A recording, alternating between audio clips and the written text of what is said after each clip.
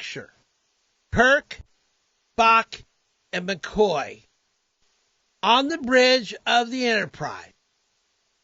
All of a sudden, an alien shows up on the view screen threatening them. And they go off near the turbo lift in the little corner, getting a group hug. One of them's like, McCoy starts to cry. And they all decide what action they're going to take.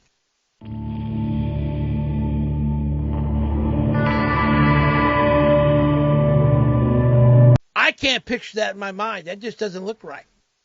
But I'm telling you right now, that very scene that I just described has happened in a show called Star Trek Discovery, to where Mikey Burnham, the bestest ever, Mikey Spock, as one YouTuber calls her, Tilly and all of them have gotten together. Instead of making a decision as a leader, they go and have a group hug and they cry about it, or they start freaking out, or they start sharing their feelings about what they think the alien's up to and so forth. I can't picture even Picard doing this with Riker, or Captain Benjamin Sisko grabbing Worf and Bashir and say, hey, let's go grab a hug here and let's try this out and talk about it.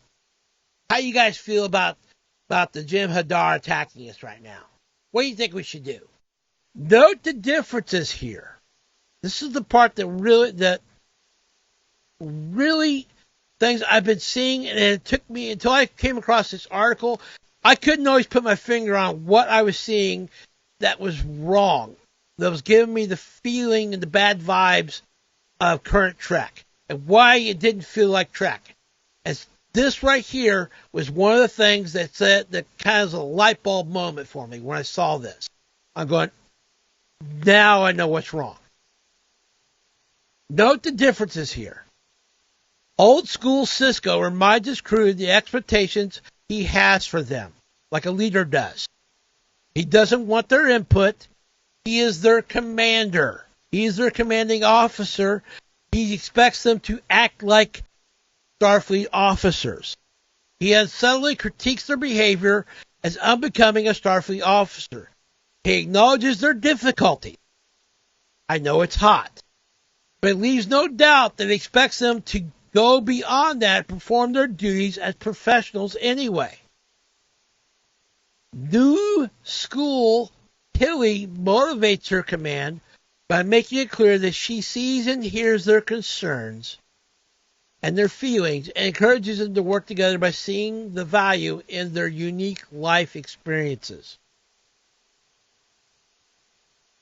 If that happened in real life in the military, people would die.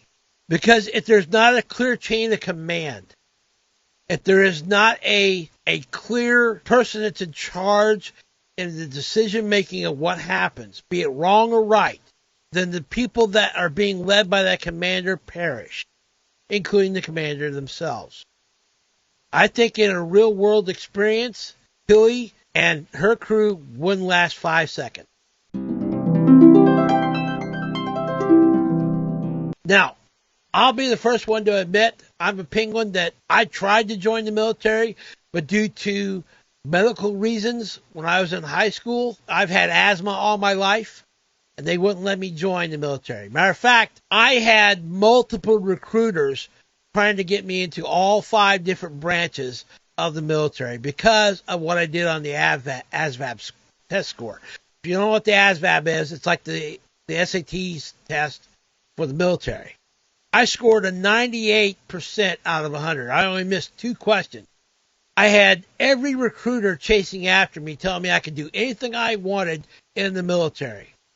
But because I had asthma, I had to go 5 years without a single attack, which I've never done that in my entire life, taking no medicine whatsoever. Then they would maybe consider letting me join the military. Why is that? Because I would be a liability on the field of battle. Whoever was in charge of me would have to be worrying about, okay, is Bob going to have an asthma attack right now as the bad guys are shooting us? I get it. I understand why I was rejected and not allowed to join the military. Because there are certain things that have to happen in a military structure. And feelings from the subordinates are not one of them. It's a clear chain of command. That's the difference of what I'm seeing here, the difference between old Trek and modern day Trek. Old Trek wants you to live long and prosper. In other words, not die. New Trek wants you to live long and be comfortable. They want to hear you. They want to give credence to your feelings. They want to let you have a say in what happens. That's not leadership. Yes, leadership is listening, but leadership is more than that. It's influence. You can't lead someone if you don't have influence over them. And letting them tell you what to do is not influencing them. They're influencing you. This is what I call my seminal light bulb moment that I saw. What has made current modern day Kurtzman Trek not feel like Star Trek to me. And I didn't get it until just this example right here.